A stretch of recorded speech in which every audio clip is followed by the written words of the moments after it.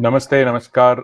Welcome to everybody. Today we're going to have a very exciting episode. It's something that everybody is going on. What news about the news? What's going on between Indo-China relations? So we have an exciting episode today with Dr. Subramanian Swamy and Shri Ananth Krishnan. Indo-China, the latest developments of Indo-China relations. It's going to be a pretty exciting episode. I'm kicked up for it. We have as our guest today Mr. Ananth Krishnan. Shri Ananth Krishnan is a China correspondent for the Hindu newspaper and is currently based in Hong Kong. He is a former visiting fellow at Brookings, India. Ananth was previously India Today's China bureau chief in Beijing between 2014 and 18, and a Beijing correspondent for the Hindu from 2009 to 14, and has reported from China close to a decade. He is the author of India's China Challenge, A Journey Through China's Rise and What It Means for India. It's published by HarperCollins. I'm pretty sure you can get it from Amazon and everywhere. I seriously recommend that you get it because it's one of the best books written on Indo-China relations. We also welcome Dr. Swamy for this. Obviously, he's going to be the lead speaker on it, and then our guests, Dr. Arvind Chaturvedi. Jagdish ji is joining us today from the aircraft, so he's a high flying on the move as ever. So he's joining us, but he can hear us, but not participate in today's session as his flight got diverted to Jaipur. Without much delay, I'm just going to get to Dr. Swamy. Just to make your introductions, and then you can go ahead and have an interactive session with Ananth Krishnan. Yeah. Well, thank you very much, Ramesh. I'm delighted to have in our company here in this program Ananth Krishnan. He's a reputed intellectual scholar, author of books, as well as highly placed in a very important newspaper of India, and that is called The Hindu. And so to hear him, he will have a point of view, I'm sure, but we respect in our discussions points of view, even differing points of view, as you have seen in our programs. So let me ask him first 5 background questions that should be in his mind when he makes his initial statement, and afterwards we can have back and forth. One is, what does he make of the fact that Narendra Modi as Prime Minister and Xi Jinping as President met 1-to-1 18 times over the 5 years, 2014 to 2019, and yet today neither side is able to understand the other. What do you make of this? It's unprecedented that you meet so often. Of course, in addition to that, Modi made 5 extra physical visits to China. Now, second thing I would like to ask him, particularly as a journalist, why is it that the Prime Minister has declined to name China in any of his remarks? What is the strategy if he sees one, or what is the reason if he sees one? And if he has no clue, of course he can tell us also. Like me, we have no clue, so he can tell us. But I think it's extraordinary that by all accounts the Chinese have come across the LAC, taken territory, and the Prime Minister says nobody has come, nobody has gone, and has not taken the name of China, nor leave alone condemning China for its aggression. Third thing is that many scholars view that the one hand-to-hand combat that took place between Indian troops and the Chinese troops in Galwan went entirely to show that Indians are real fighters, and they did give a bloody nose, as many of us here are given to understand. But sitting from a distance and with a scholarly frame of mind, Do you have any idea about the importance of Galwan clash, if any? So this is the third question. Fourth is that almost everyone I know who has done a survey of the territory through either electronic means or having gone there as military men and come back on leave and spoken to me, they say that in area called Depsang, the Chinese are in very strong possession of it. It was on this side, our side of the LAC, and near the Karakoram Pass.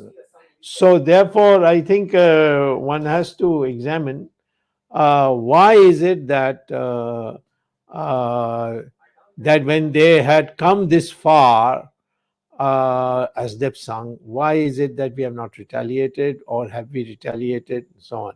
And Depsang is very close to Siachen, and I'm hearing now that Chinese have got an intention to take Siachen. And finally, which is a very sensitive question, given your position and status and location, you are free not to answer the question. I am hearing that there are members of the Chinese government, whether it's in the party or in the military commission or in their other the parliamentary thing, which I think is called um, by a fancy name. I don't remember the name, but uh, there is a feeling that maybe Xi Jinping has gone too far, and maybe there should be some restraint, and so on. I mean, I'm hearing this question of some internal rumblings. Has he heard any such thing, and does he give any credibility or credence to it? So these are the five questions I would like to pose in the beginning, and the floor is all yours, Ananth. Thank you so much, Dr. Swamy, for the invitation and for this platform. I've had the pleasure of knowing you for quite a long time and actually interviewing you as well, both on your book and when you had visited Beijing previously. Um, Thanks also for the five questions, which I didn't expect. As always, the unexpected questions from you, but I will make my best effort to answer them.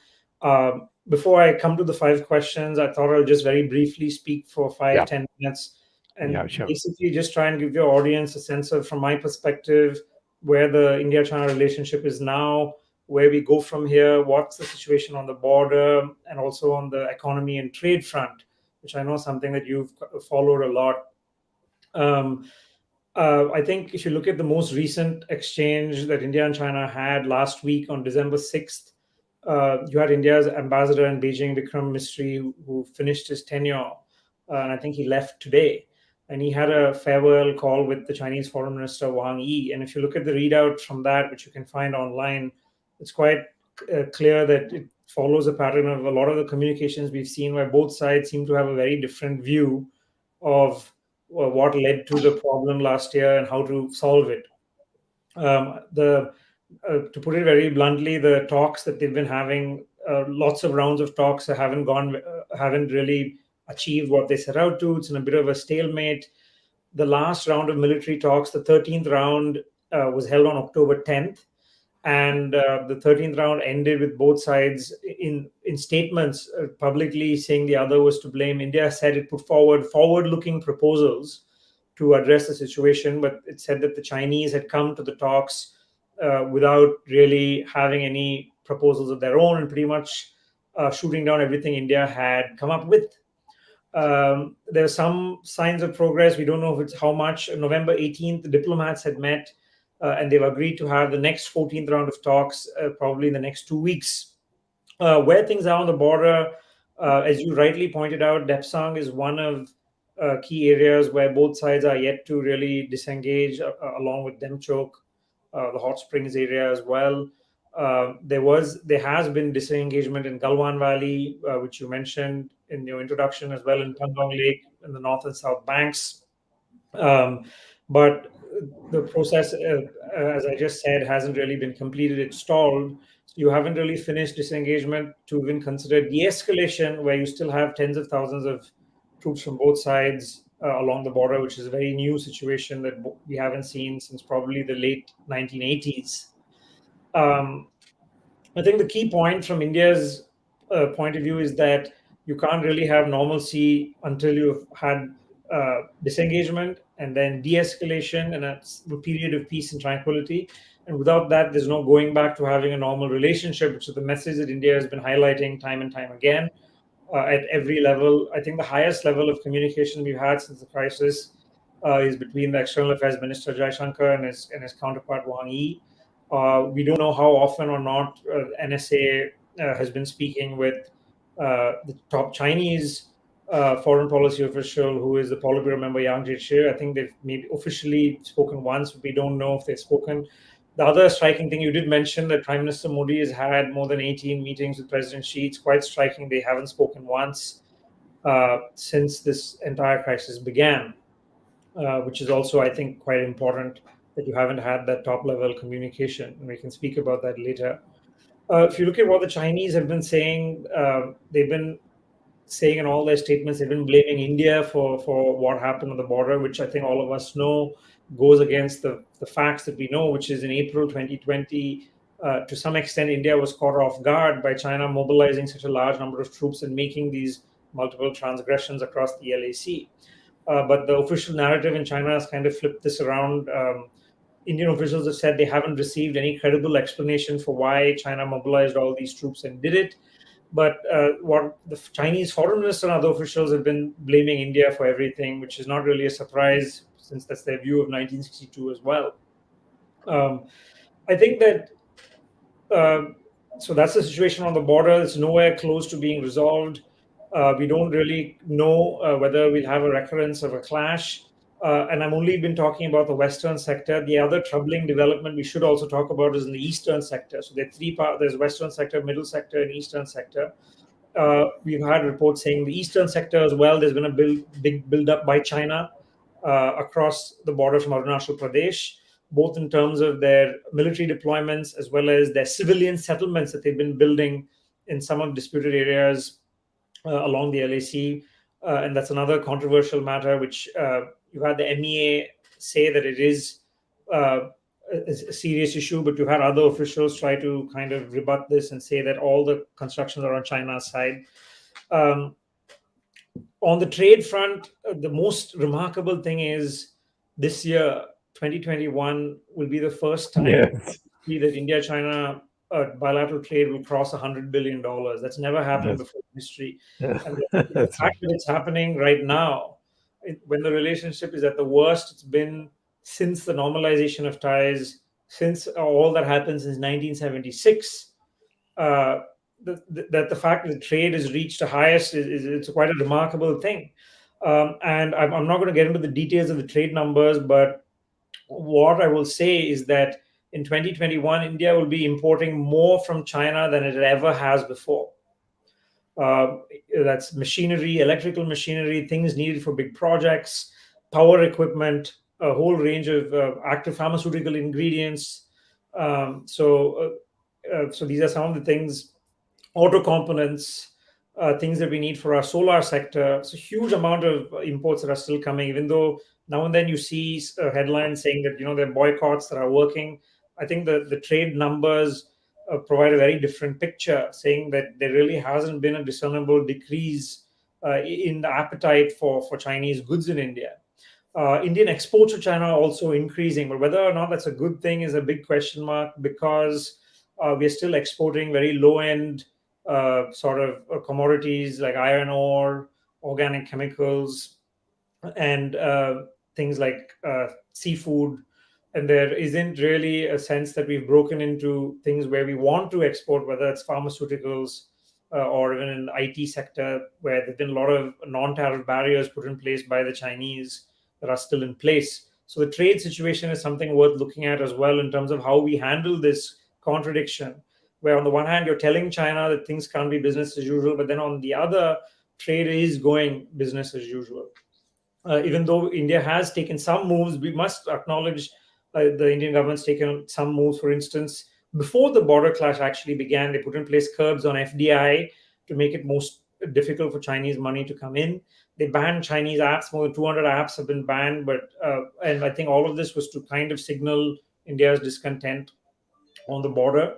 But the actual imports and exports are still going as they are. A word on domestic sort of developments in China. Here I'll answer the last question that Dr. Swamy posed, which is, has Xi Jinping gone too far?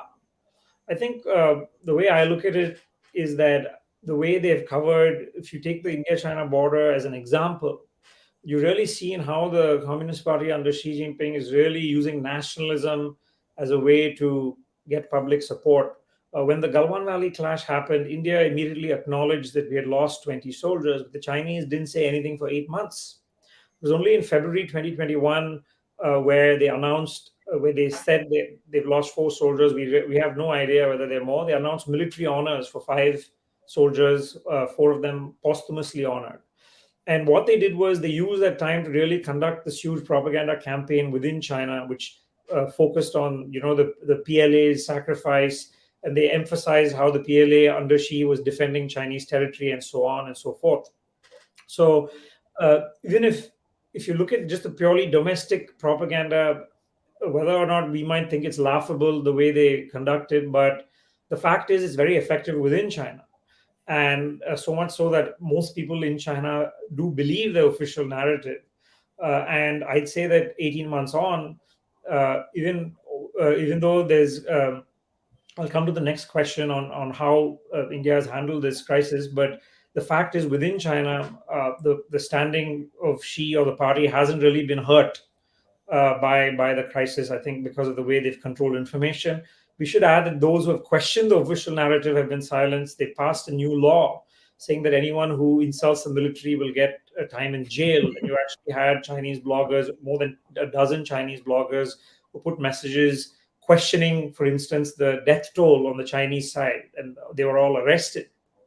So they've been very tight in monitoring what's being said.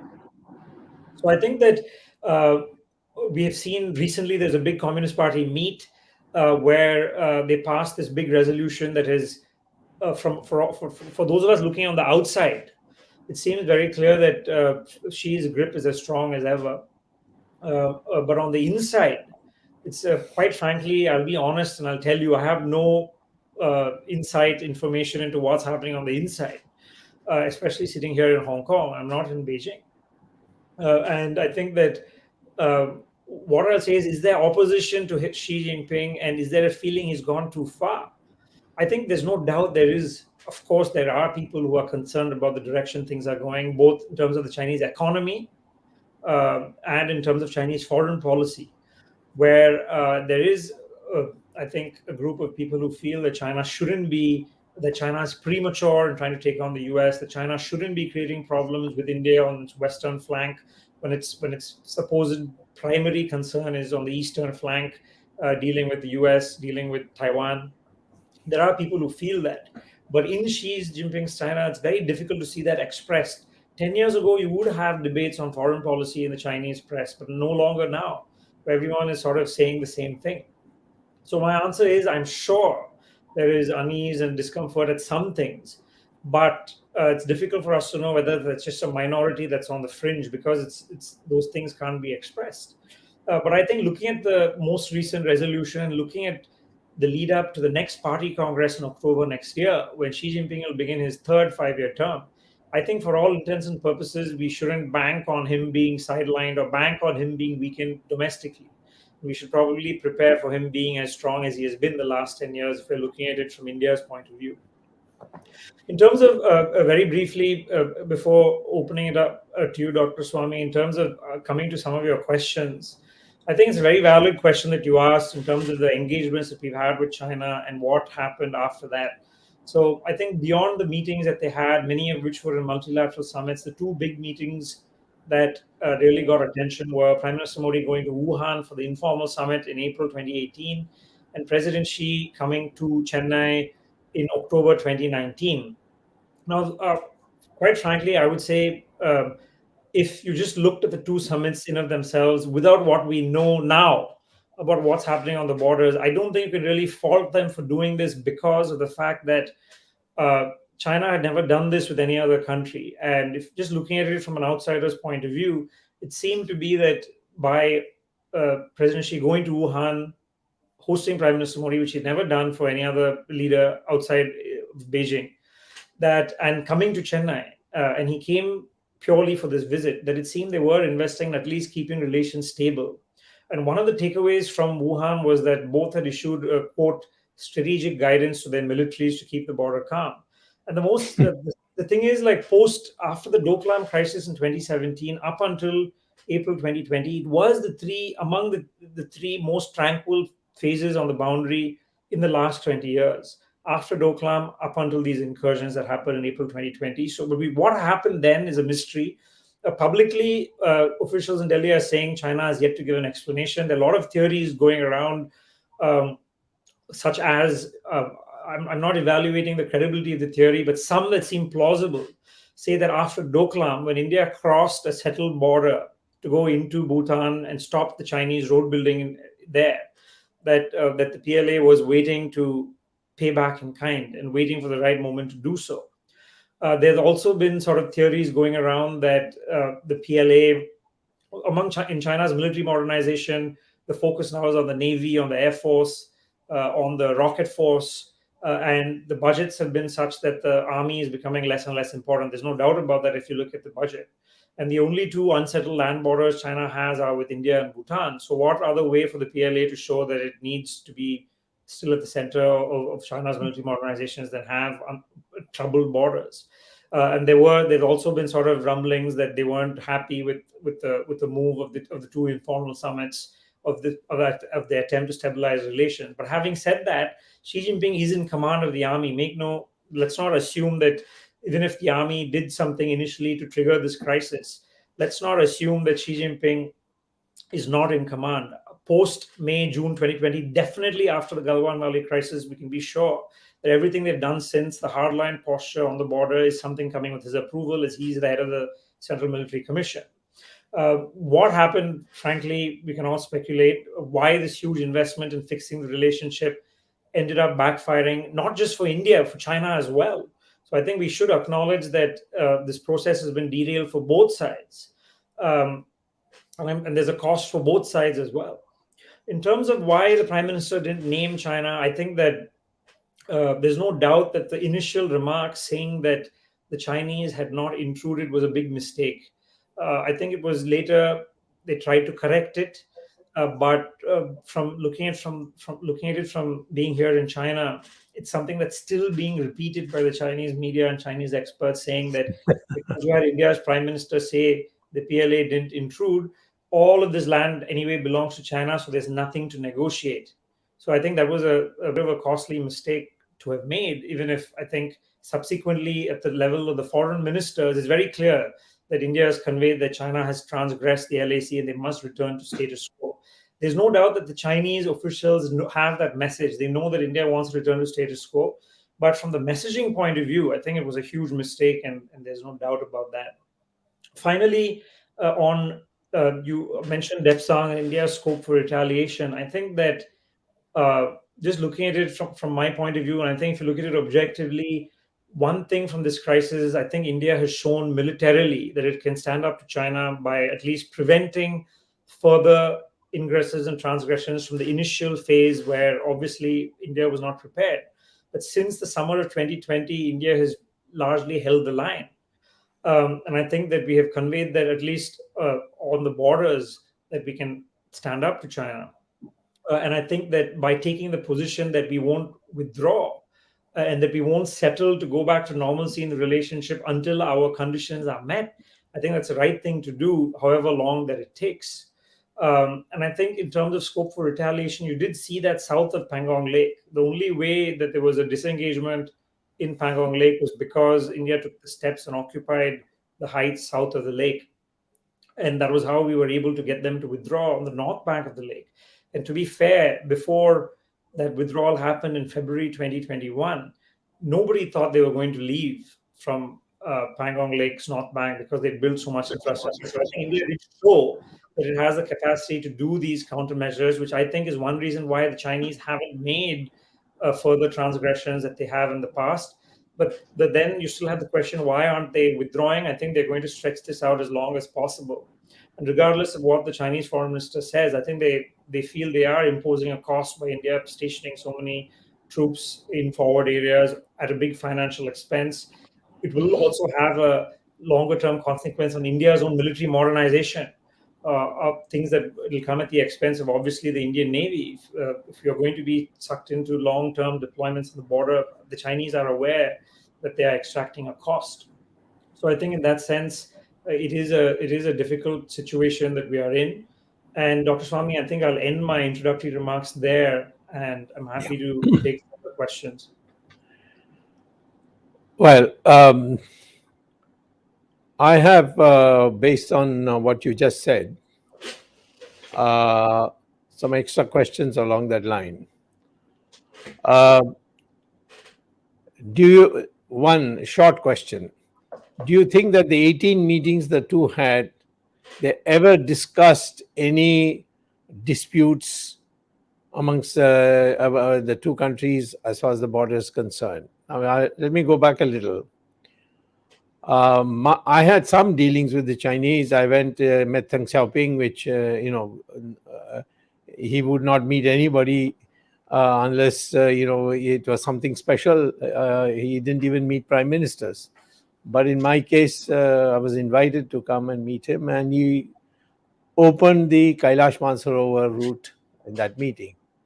But he also said that we will normalize now and sent the foreign minister to Delhi, which of course Mr. Narasimha Rao was foreign minister at that time. I conveyed to him, and it happened that way. And I was part of all the proceedings that took place. Now, take you down the line. 1993, we worked out a LAC, which is now something everybody knows.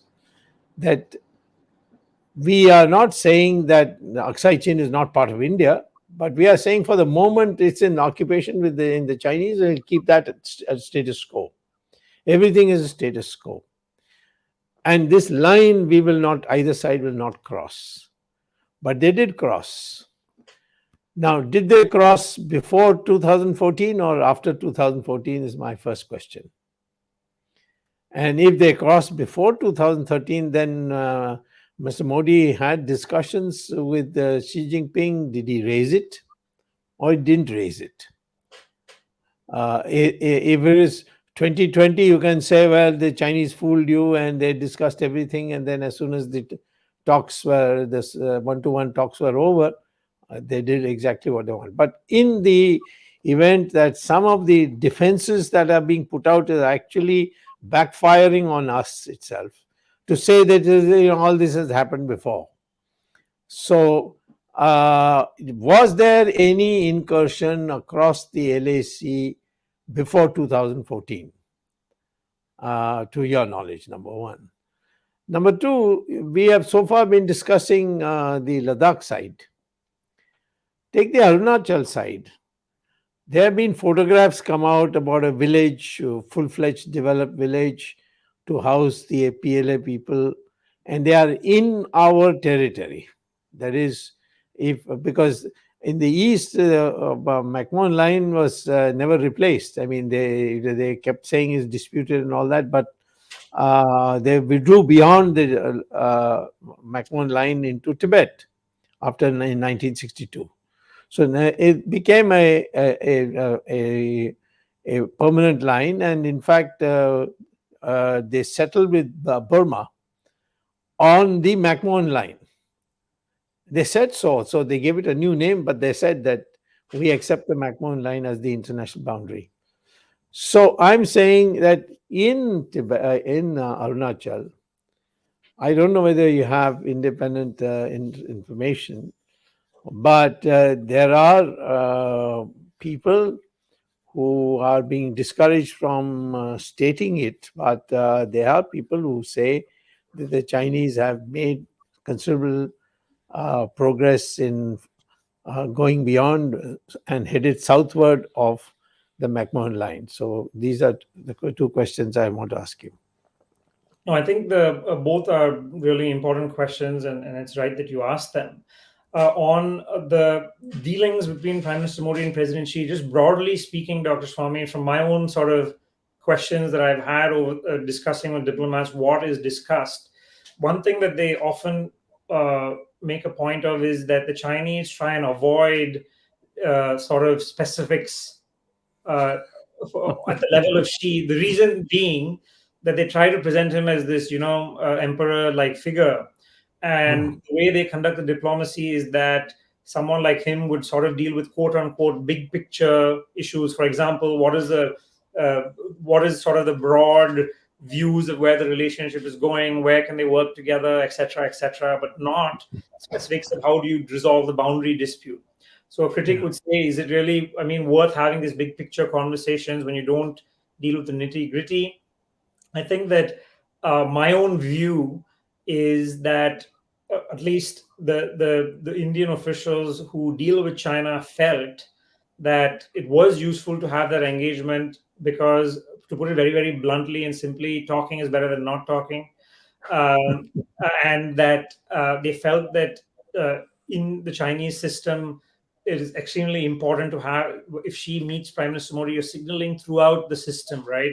You're signaling that they're dealing with India in a certain way, placing importance on India. It filters down to their companies, the state-run enterprises. So there's a sort of cascading effect of those interactions happening. So they aren't, without purpose. But on the LAC, I think there is no doubt, from my point of view, there is a serious problem when you had 18 months of a crisis and you haven't had a single conversation between the two. I think it's a very valid question to ask. What was the point of having that personal level engagement if 18 months into this crisis they haven't spoken once? And the way China works, you've had Xi Jinping and Biden recently had a virtual summit. I think that the new US administration has been insisting whether they deal with who they deal with in China is important. They don't want to just talk to people lower down the hierarchy for the sake of talking, because they've come to the conclusion that the only way you get things done is by talking to the people who matter. And ultimately, I think the relationship or the crisis is not going to be resolved, obviously, without Xi Jinping's consent. And I think it's a very valid question to ask, why haven't they spoken after having all these discussions when there was nothing really urgent happening? When you have the biggest crisis since the late 1980s, the fact they haven't spoken, I think, is a problem. In 2015, when Prime Minister Modi came to China, he did raise this whole LAC that you mentioned, that you'd come to this understanding of the LAC in 1993. You had another agreement in 1996, and you had a commitment by both sides to clarify it. So they exchanged maps in the Western sector, and then the whole process got derailed, I think, in the year 2000. So in 2015, you had Prime Minister Modi publicly say in a speech in Tsinghua University, which you know very well, saying that, it's time that the LAC is the unclarified LAC is a shadow hanging over the relationship, and that both sides need to resolve it. But it was very clear right after he left.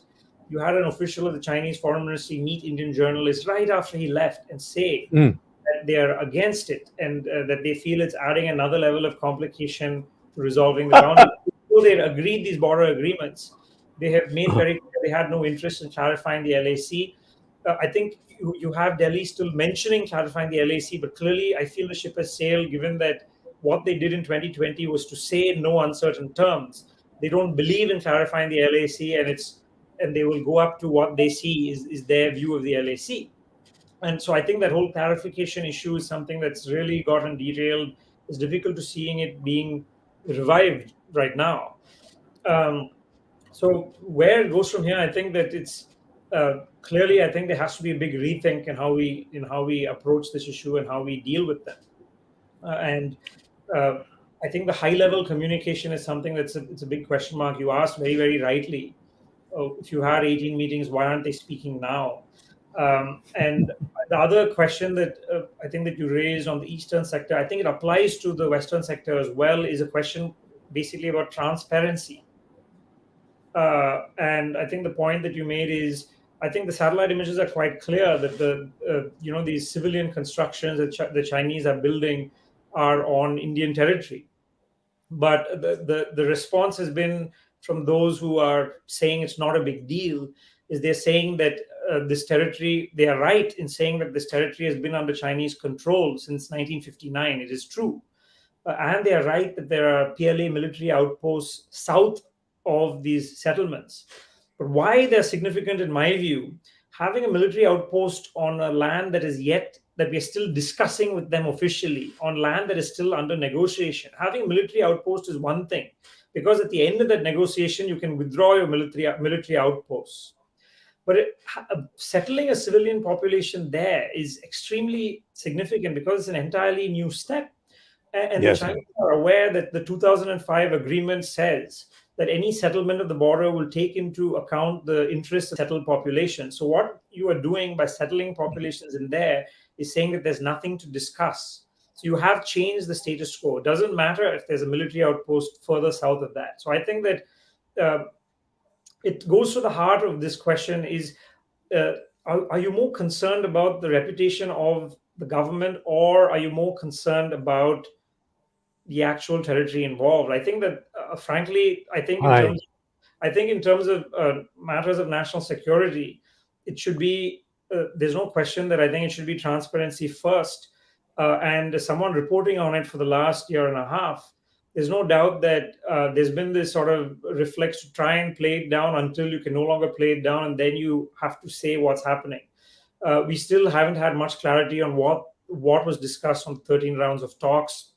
The statements are very brief and sparse. I think I think you're going down a slippery slope if any official at any level is more concerned that saying something, acknowledging something is going to make the government look bad. If that means you're withholding information from the public on territory being lost, Yes. or the fact of how much territory India has actually lost access to since April 2020. You asked the question whether anything happened before 2014. Absolutely, there were incursions before 2014, but those were settled. They did drag on. You had Depsang in 2013, for instance.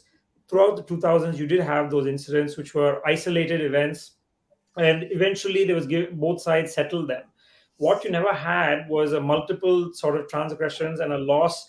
I think we've lost access to multiple patrolling points, and all of Yes. these patrolling points we had access to up until early 2020. And I think a lot of former retired army officials have gone on record to say that, including in Depsang as well. So I think Yes. there's no doubt that there has been a change in the status quo in 2020 over magnitude that was far greater than what we'd seen previously. Okay. One short question, then I'll ask my colleagues. They must be all very eager to ask you also, because you're one of the most well-informed people we all know. So we'd like to know from you. Have you heard anywhere in your capacity as a senior journalist of a very important newspaper, at least in China, it is very highly regarded newspaper, of Chinese moving from Karakoram towards Xiaqin. And I have heard, and I mean, I could be wrong. I mean, I could have been misled into believing a wrong thing, but I've heard that they intend to take Xiaqin in another 6 months' time. Now, are we therefore the business of going and attending BRICS meeting, SCO meeting, having a trade grow China's, and it's a trade which is against us in the sense that the balance of trade is in their favor, hugely in their favor. And I see now even ISRO is now involving the Chinese electronics. Even your cricket is relying on Chinese technology. And the Chinese have also told you that they fuse the electricity in Bombay, and to take a lesson from that. These are the exact words, at least in that what is that TV called GST or whatever they call it. In their TV channel, which they have said that India should learn a lesson from this, that we can do these things. So, short question then is this: do you think that this, everything is as before attitude should be given up, and we should say we are at war with China? On Siachen, Dr. Swamy, to be frank, I haven't heard that, and I'd say that, I mean, you probably have better sources than I do. So that's but seriously speaking, more than that, I think that it gets to the heart of what's happening between China and Pakistan, and I think that there's no question that I believe that since 2013, when China launched the Belt and Road Initiative and the China-Pakistan Economic Corridor, that I think there was a sea change in how they looked at Kashmir and how they looked at the India-Pakistan relationship and balancing it. Because if you look at the last 20 years, there was a sense that the Chinese were not wanting to get involved in Kashmir. When the Pakistanis were trying to get them to raise it, they wouldn't raise it. They would officially say it's bilateral to be solved between India and Pakistan, but that's changed. If you look at their reaction to abrogation of Article 370, if you look at the way they raised it, the UN, if you look at the fact that China and Pakistan are carrying out joint patrols in POK.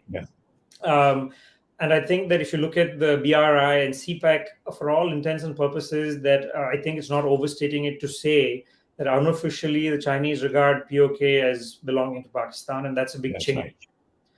Right. And I think that that is a big change. And so I would say that that is significant in of itself, regardless of other things that might be happening. So I would certainly say that from India's point of view, the China-Pakistan equation is something we have to live with. And I think that if we were in doubt a few years ago about the Chinese waffling or the Chinese being worried about Pakistan's instability and the Chinese not wanting to get exposed to Pakistani terrorism, etc., etc., I think that we should probably now come away with the feeling that they are all in. I think on the Pakistan relationship, and that's something that India has to deal with on two fronts. And I think that that's here to stay. And even looking at Afghanistan, the way that they have been in sync with. If you had 3 days before the Taliban delegation came to China, Pakistan's foreign minister was there in China, and the way that they're in sync on all of these issues, I think we should be completely clear about that. Okay. Arvind and anyone else wants to ask questions? Yeah. Thank you, Mr. Ananth Krishnan, for giving such a good insight into India-China relations. I have different questions. My first question is related to geopolitics. You just mentioned about China-Pakistan axis. Now, it's not only China-Pakistan in my view, but what about China-Sri Lanka? What about China-Bhutan? What about China-Afghanistan? What about China-Nepal? I mean, all these neighboring countries of India are actually, the behavior is completely changed in last 2 years. And naturally, India is being affected. So do you think the direct relations between India and China is cold as of now? And China is playing with the India's neighbors? Thank you, Dr. Sarabedi. I would say that I would put China and Pakistan in a different bracket. I think it's completely different equation than China, Nepal, or China, Sri Lanka. And because China and Pakistan are both, they have a completely different relationship in terms of the things that militaries do. And I think on Sri Lanka, I'll probably Dr. Swamy should weigh in, having recently been there and having access to their leadership. And I could be wrong, but my general sense is on one level, they don't want to be beholden to one country.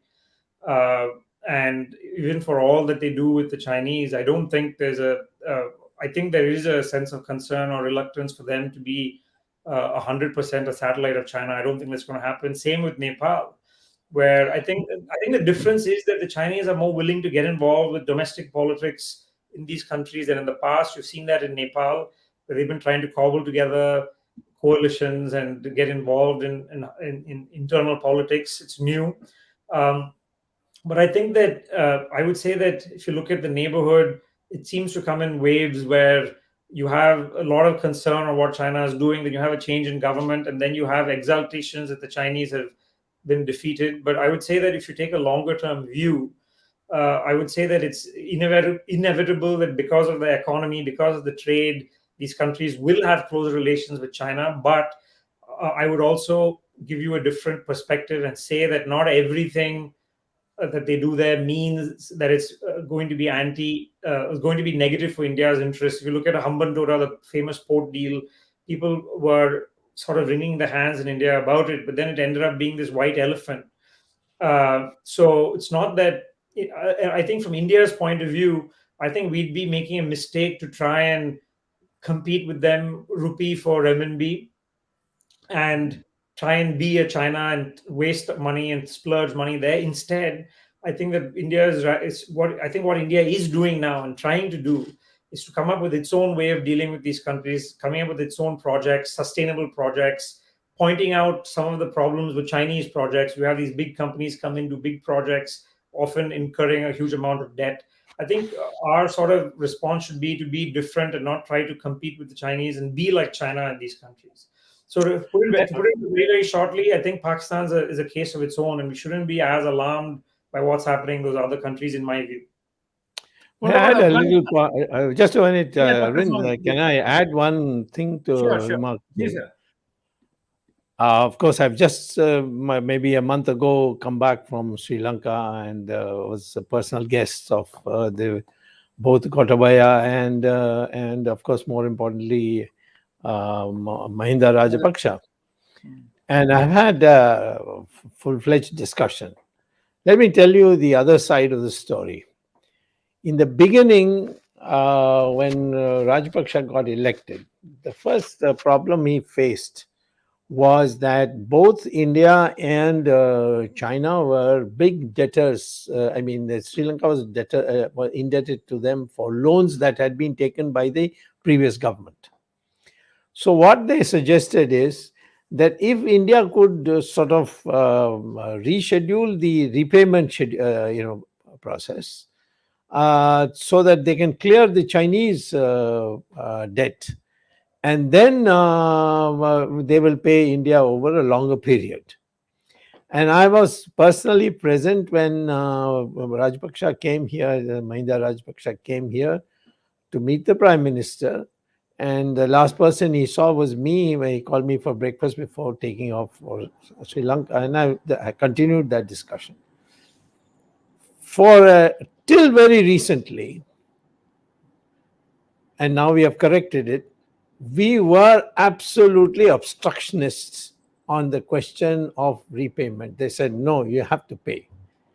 And I traced it, surprisingly, of our bureaucrats' sensitivity to the American attitude to Sri Lanka.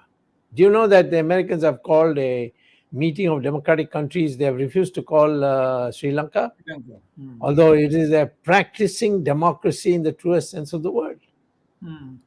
And of course, also Bangladesh. Pakistan was invited. And Pakistan has been invited. Yeah. The Americans have, at the top level, spoken to me, questioning me, why are you so friendly with Sri Lanka? Okay. They don't say that they are pro-Chinese. They say that they are a bunch of rascals. So therefore, the Chinese and the Americans don't like to be upstaged, and they think the Rajapaksa was harsher on LTT than the Americans had wanted. And in India, we had two groups. Sonia Gandhi wanted us to be very soft on the LTT, but Manmohan Singh, to his credit, on rare occasions, he supported the hard line, and we are now rid of that menace called LTT. So let me say that Sri Lanka is being forced, but recently, I credit the Prime Minister. He woke up to this, and of course, I've been bombarding him with letters and recommendations. But I'm not saying that he listens to those things. He makes up his own mind. And now the rescheduling process has started. So I am seeing that there is a possibility now Sri Lanka will be friendly. And we should take advantage now, because the Americans have humiliated them by saying that we will not allow Sri Lanka to participate in this concept. Why? Nobody knows. It's a democracy without doubt. So, sorry to take up so much of your time, but the fact is that the relations with our neighbors is partly our own making, including as far as Nepal is concerned. And we need to do special. See, you can't allow relationships to be decided by bureaucrats or bureaucrats turned ministers. It has to be somebody who understands the political nuances. And that's why we are making a mistake in dealing with these small countries. Okay. Yes, go on, Arvind. I have one more question on business and trade. Mr. Ananth Krishnan, as you know, the Indian-Chinese diplomatic relations have been soured, or so to say, for last 2 years. We have had Prime Minister Modi declared even the banning of TikTok, the mobile app, and it was made a big show. The 32 apps of the Chinese were banned in India, and so on and so forth. And then there's a campaign by some fringe organizations that we should boycott Chinese goods and things like that. Now, in the light of this fact, or this background, what is happening on the business between India and China? It has been growing by leaps and bounds. Yeah, that's right. Import has gone up by 60%, and even the export has gone up. Now, on one hand, we are saying that China is not a friendly country to India, and therefore we should do that. And whereas the trade between the two countries is increasing. We know, of course, for the fact that the pharmaceutical industry in India depends largely on imports of APIs, that is active pharmaceutical ingredient from China. About 60%, 68%, or maybe slightly more. It has gone down over a period of time. Pharma's input depends on China's exports. So are we saying that in order to protect our pharmaceutical industry or some other industry, let's ignore the business part and let's keep on the diplomatic war? I think that the thing is that on the imports and export side, you're absolutely right. And I think that one reason we have to wait and see whether 2021 was an exception, because you had all this pent up demand from 2020. And one argument is that the quantity of goods we're importing is more or less the same, but because of all the strange supply chain constraints you've had last year, that the cost of the same volume has gone up, which is why the trade figures are so high. But I think that the basic point it remains that those import dependencies haven't changed. And I think that the clear thing is there has to be a long-term strategy. For instance, whether it's manufacturing APIs, I think there've been lots of studies to identify areas that we're more sensitive to and find ways to either import them from elsewhere, even if that means the cost is going up, or manufacture them at home. And I think that's the way it begins. You have to have a long-term plan to address those questions.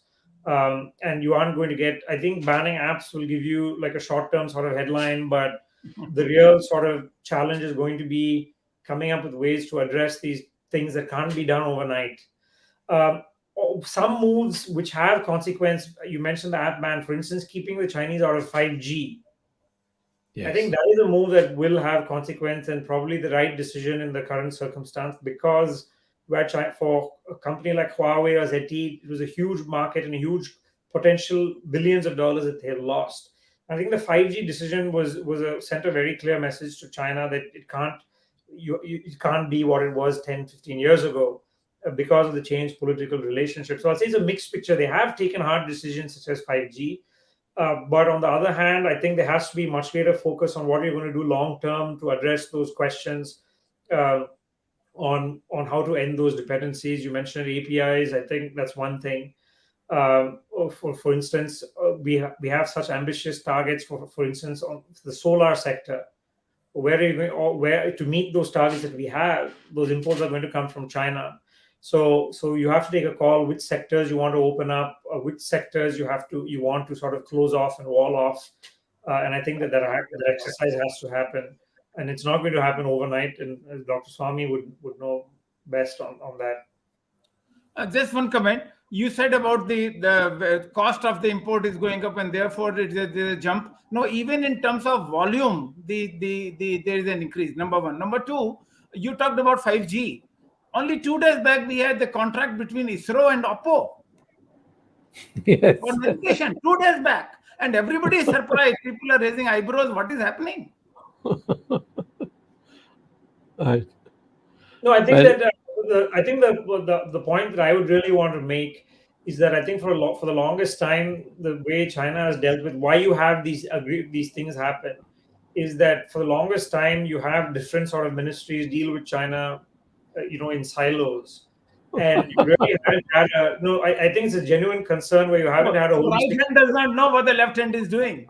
For example, the fact that you never had an approach where you've been one of the biggest markets for Chinese project contracting, and you've been importing huge amounts of telecom and power equipment, but you really haven't linked it to, for instance, we have been negotiating with them in good faith about getting market access, and they've been saying yes, yes, yes, but we've never really we haven't used the market like the Chinese have used their market, where they would say if a certain country wants to come in, they would have to do X, Y, and Z. But for us, it's been sort of because it suited telecom. Let's be clear, it suited telecom companies to have cheap Chinese equipment. So you had GOI policy allow it. It suited power companies to have cheap Chinese equipment, so you had policy allow it. But then on the other hand, GOI was still negotiating for our companies to go there, but that was somebody else's task. So you never had a holistic approach where for instance, on the investment side, you had Chinese companies come in and invest a huge amount of money into getting stakes in companies like Paytm is a big example, Zomato. All of the e-commerce companies have Chinese investment. But and you can argue that it was useful for these e-commerce companies to scale up. But then on the other hand, all of this was left unconnected to our own pending problems in accessing the China market. So I would say that there has to be an approach to try and have a holistic, trying to use trade and investment, use your market as leverage. I think those are things we must try and think about. I've I have reached one more 9 question. o'clock. And Dr. Swamy can also answer this. As you know, Mr. Ananth Krishnan, Dr. Swamy has been saying this and suggesting that Russia is a junior partner of China. And of late, just last week, we had the visit of Mr. Putin, and India is trying to be friend Russia. And Dr. Swamy, of course, I would invite Dr. Swamy's comment for the benefit of viewers. Dr. Swamy said, we are junior partner of the junior partner of China. So do you think we are looking for friends globally, wherever possible, at whichever conditions possible, in order to counter China? Is it to counter China? Can it be done? Or is it just a confusion in the external policy? Yes, Ananth Krishnan, you would like to go answer first? I don't think we are pursuing Russia. I mean, Dr. Swamy knows more than I, but the India-Russia relationship has its own logic. And I think even if you look at India's dealing with many of China's neighbors in Southeast Asia, I think that we have our own relationship on our own weight. It's not that everything that we are doing is a knee-jerk reaction to China. And I don't think that's what's happening. And I think if that was the case, that would be a mistake.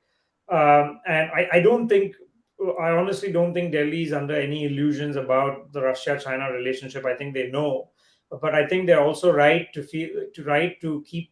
I mean, Russia is still a hugely important defense partner, and I think that they are right to pursue that relationship. Just as we have deepening relations with the US, with France, with countries in the EU. Just as it makes sense for us to have closer relations with Russia as well.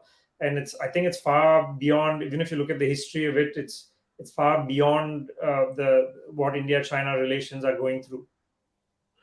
I would add this much: there's nothing wrong with the normal relations between India and Russia. There's nothing wrong with commercial transactions of buying their weapons, paying them. We are paying them market price. There's no those days of paying rupees and all. It's all gone. We pay in foreign exchange. Um, but at the same time, we have got to keep in mind that if the United States is a country with which you want to have relations, and they have multiple problems with Russia. Tomorrow, Russia invades Ukraine. Is India going to condemn Russia for it? It's a huge thing for the United States. They may even go into military action. It's that serious. So, if you want the in terms of weapons, the Americans produce much better weapons than the Russians. The S-400 has electronics which are taken from China, and the first delivery, which led to delay of our prepaid contract, was to give it to China. So, as long as you don't expect the Russians to be a counterweight to China, I don't think that anybody in this country would quarrel having good relations with China, with Russia. So, therefore, the Russian thing should be only good bilateral relations. But that doesn't mean that we should expect them to side with us. In fact, when Putin came here, he ensured that none of them would refer anything to our border. This is completely different from what the Russians, the Soviet Union stand was in 1971. Today, Putin came, he didn't say a word against the Chinese, nor did he allow us to say a word against the Chinese. So, in a sense, and in Afghanistan too, the Russians didn't speak up for us, being left out. We were completely left out. And so we go with our eyes open. This is what I want to say. We have now beyond 9 o'clock, so I'll have to ask other people for short questions, then let him go. I mean, we can't torture him. No. Just a few more minutes, Ananth. What about the others? Would any I of think you? Ramesh is not there today. Ramesh has left. Ramesh is not there, and Jagdish is out of Yeah, reach. yeah. And so that Tejas Navalgund, does he want to ask anything? Tejas, can you join? Yes. Do you have any question, Tejas? Yes, I have. Yeah. Yes. So I have Go one ahead. question. Recently, last month, we saw that Chinese, like PLA, on the border side, they carried out few drills on the military front in the Karakoram Mountains. So, what do you think they are like on the military movements, where they are proceeding to? Are they going for a war or preparing for a war? Because we see a lot of drills being like conducted in the mountainside. Like, what views you have on that front? May I say that is a drill for going to Siachen? Okay. Do you have any comments on this, Anand? I think that, see, they've been doing this muscle flexing. They've been having drills with more regularity than ever before in Tibet and Xinjiang, and all of that sort of signaling. And honestly, as to no one really knows when a drill leads to something else. The biggest example is how this all began in April 2020. You had annual exercises, which India thought were annual exercises, but then after the annual exercises, you had them divert 2 divisions that reached the LAC in 48 hours. So it's I'm no one to sort of predict what will happen. But what I will say is, yes, those drills are happening with more regularity and frequency than before. Also, their forward deployments, the infrastructure they're building. So I think that I'll put it very bluntly. So when you hear their diplomats say that India is a fellow partner, that you should have we share common goals and so on and so forth. I think the question to ask them is, if that's the case, why are you armed to the teeth and with every passing month, you're adding your presence to forward areas. I think that's a very clear signal Right. to India about where China sees the relationship going. By the way, the um, at no stage did the Russians side with you in this dispute when Putin came here. So let us be very clear that like Jawaharlal Nehru found himself completely isolated in 1962. Let's at least go with our eyes open that this is a war that we have to do it ourselves. And whatever little bits of support you can get, you get it.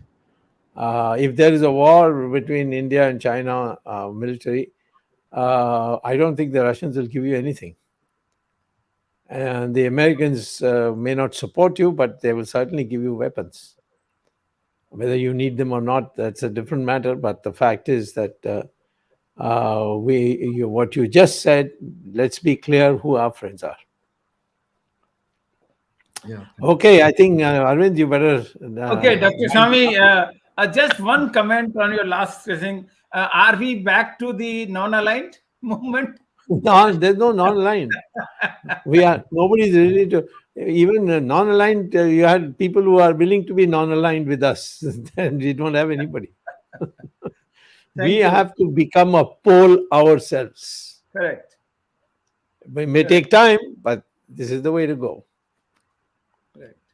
And in the No. process, you may have several friends with you. Yeah, who they are friends. And those you make. I think Sri Lanka, Maldives, and Bangladesh, they would be friends.